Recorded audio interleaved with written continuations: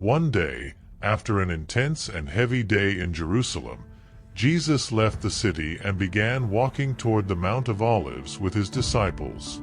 It was a place they often withdrew to, a space where they could step away from the noise, from the watching eyes, and from the rising tension that had been building day after day. The path ascended gently, bordered by olive trees that cast long, delicate shadows across the earth. The night air was growing cooler, and the sound of their steps blended with the distant murmur of the city slowly fading behind them. The disciples walked in silence. They had seen Jesus confront religious leaders, teach crowds of people, and announce things they still did not fully understand. There was a heaviness in their gazes. They did not know exactly what was about to happen, but something inside them sensed that the atmosphere had been tightening for days. Their hearts were uneasy, as though the time ahead carried a weight none of them could grasp. Jesus kept walking without a word, his steps steady and sure as he moved toward the mount. The disciples followed close behind him, feeling deep within that tonight was not just another night. When they reached a place where the olive trees opened into a small clearing, Jesus stopped. The gentle light of the moon filtered through the branches, bathing the area in a deep, quiet stillness. Jesus turned and looked at his disciples with a calmness that could see through every hidden thought, every unspoken fear. He did not need them to tell him how they felt. He knew. He could sense their exhaustion, their tension, their confusion. "Stay here," he said softly, "while I go over there and pray." His voice did not sound like a command. It sounded like an invitation, one filled with tenderness and deep love.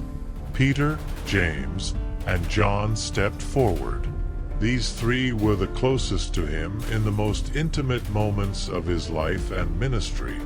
Jesus took them a few steps further into the garden. Beneath the shadow of a large olive tree, he stopped once more. Their faces were touched for a moment by the faint brightness of the night sky. Jesus looked at each of them carefully, and they felt the depth of his gaze, not a human worry, but a profound love that reached straight into the soul. "My soul is overwhelmed with sorrow to the point of death," he said to them. "Stay here and keep watch with me." The three disciples were stunned when they heard those words.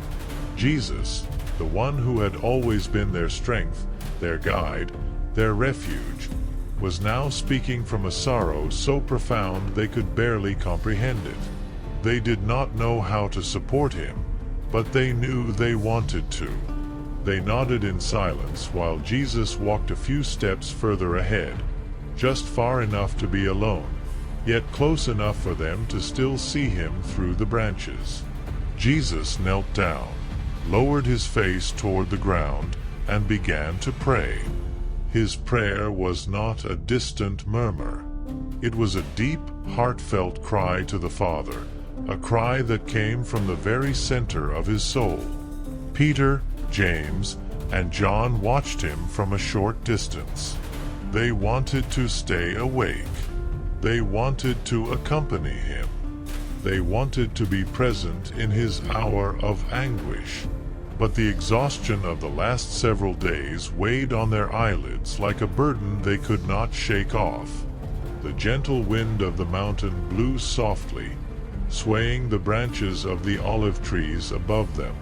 The night moved slowly, each minute stretching into the next, and with it their exhaustion deepened. The disciples tried to fight it. They straightened their backs, inhaled deeply, rubbed their eyes with the back of their hands. They forced themselves to look toward Jesus, hoping that seeing him would strengthen their resolve. But their physical weariness was stronger than their intentions. Their bodies, drained from the emotional strain, began to surrender. Their heads grew heavy. Their breathing slowed. And although they struggled to keep their eyes open, lifting their chins, blinking repeatedly, shifting their weight from side to side, the fatigue of their hearts overcame the effort of their will.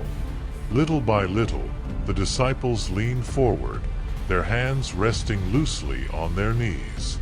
Their eyelids fell once again, heavier each time. Their vision blurred, and slowly, quietly, their bodies yielded to the weight of sleep, until at last the night overtook them, and their eyes closed completely beneath a tiredness they could not resist. Jesus, while he continued praying, eventually rose and turned back toward them. His steps were silent along the ground, but each one carried an immense spiritual weight, one that did not belong solely to that night, but to the entire mission unfolding before him. When he reached the place where they were, he saw the three of them asleep. Peter was leaning against the trunk of the olive tree, his face softened and relaxed. James had his hands loosely clasped together without realizing it, as if some part of him were still trying to pray even in sleep. And John, the youngest, slept with a mixture of sorrow and exhaustion painted across his features. Jesus observed them without any trace of anger. He understood that their sleep was not abandonment nor indifference. It was exhaustion in its purest form. It was the natural reaction of hearts burdened by days of attempting to grasp the incomprehensible. His gaze did not judge them. It embraced the fullness of their human weakness. He walked toward Peter and gently touched his shoulder.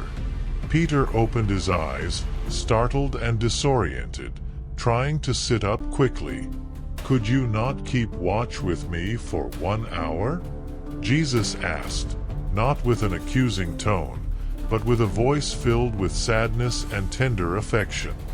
The other two disciples awoke upon hearing him. They rubbed their eyes and looked at Jesus with a mix of shame and love. They felt the weight of their failure, yet could not find the words to express it. Their silence was a confession in itself. Jesus, understanding what their silence meant, spoke again, this time in a way that reached deeper than any teaching they had received until then. Every word he uttered carried the weight of his love and the truth of what was unfolding. His voice held the tone of someone who sees the fragility of human hearts and speaks not to condemn them, but to protect them, to guide them, to anchor them before the storm that was approaching. It was then, in that sacred moment beneath the olive tree, that Jesus delivered a code capable of transforming their lives forever. A code born not from anger, but from compassion. The code is, watch and pray so that you will not fall. He wanted them to understand that this was not a correction meant to shame them. It was a safeguard, a shield, a loving warning to keep them from collapsing under the weight of what was coming. Peter felt those words sink through his confusion. John felt them strike the very center of his heart. James understood that what Jesus had spoken was not a reprimand. It was a protection born out of divine love. Jesus rose again and returned to the place where he had been praying moments earlier. The disciples, determined to fight off sleep, straightened their backs and drew deep breaths, trying to gather themselves. They blinked repeatedly, hoping that the movement would push away the heavy fog of drowsiness. They shifted their weight, adjusted their posture, anything that might help them stay awake for his sake. But the night kept advancing, slow and relentless, and the exhaustion pressing down on them became like an unseen tide. Their heads wavered, their eyes grew clouded, and the strength of their intentions could not match the weakness overtaking their bodies. Again, despite their efforts, their eyelids began to fall.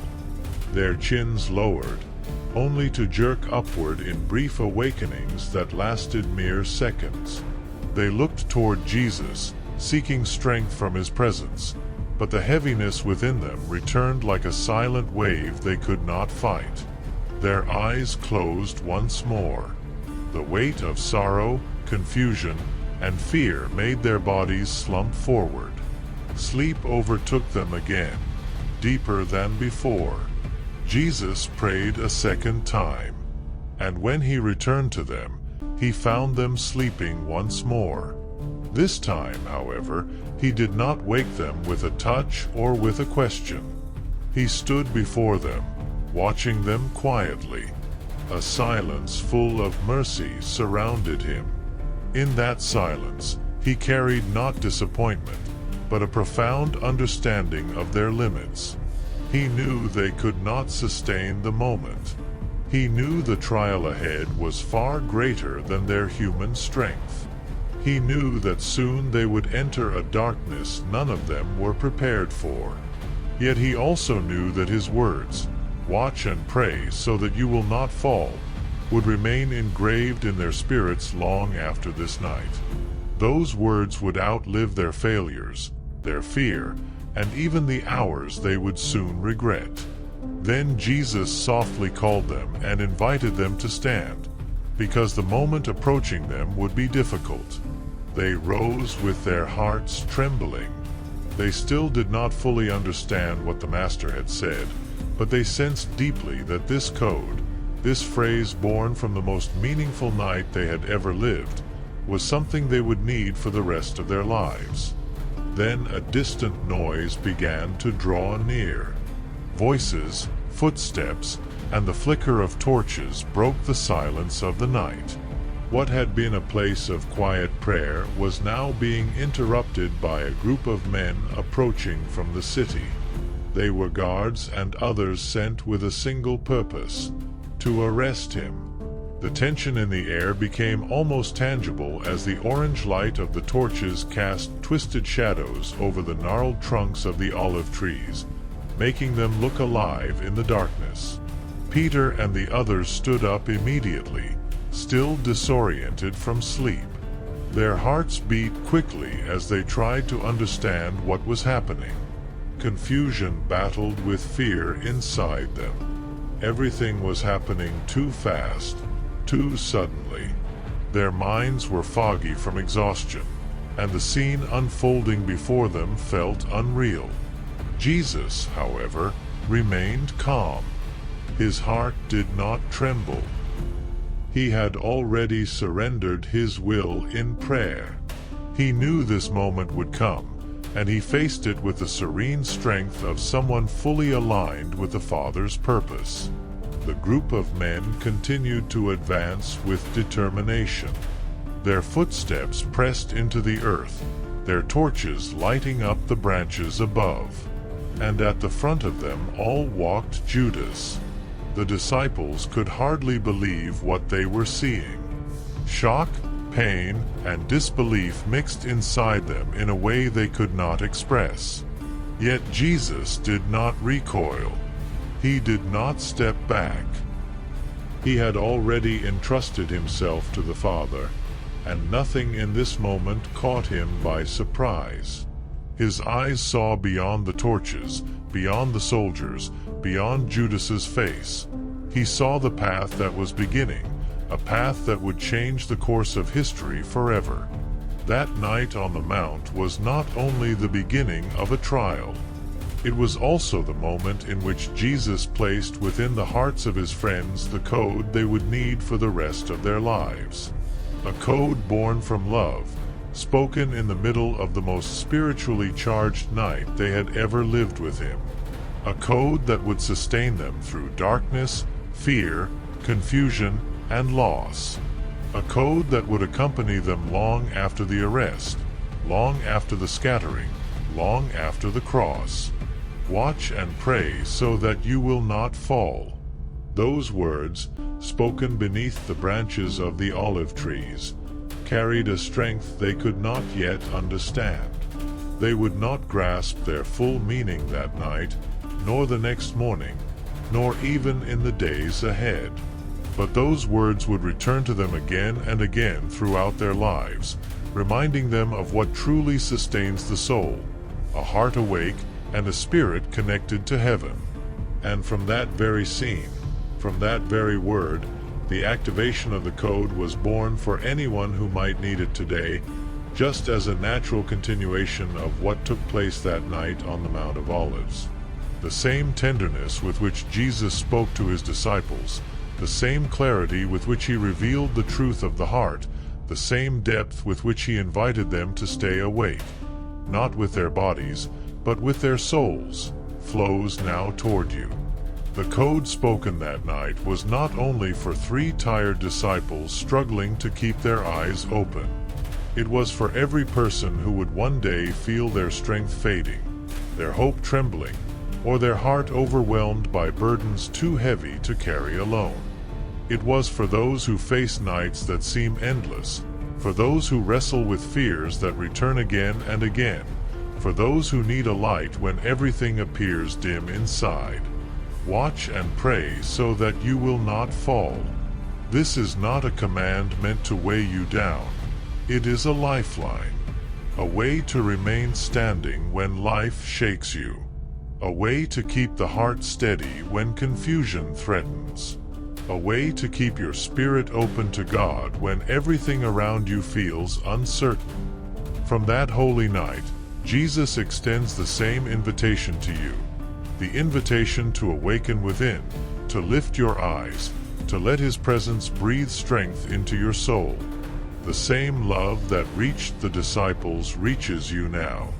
The same wisdom that sustained Jesus in his darkest hour desires to sustain you as well.